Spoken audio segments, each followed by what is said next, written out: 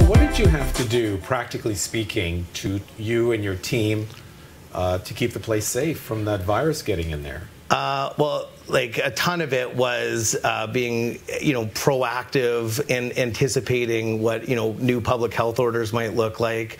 And in some cases, it was leading by example. So we had our most senior team were, the front line doing temperature checks, doing some of the screening right at the door, training, our staff in terms of proper procedures for putting on personal protective equipment at different times. And then a ton of it really came down to like a continuous stream of communication out in all directions, keeping residents. What do you mean by that? Well, keeping our residents up to date, because certainly they're watching TV every day, reading the newspaper, listening to the radio, and the coverage on the pandemic is basically nonstop, and the fear factor just continues to rise.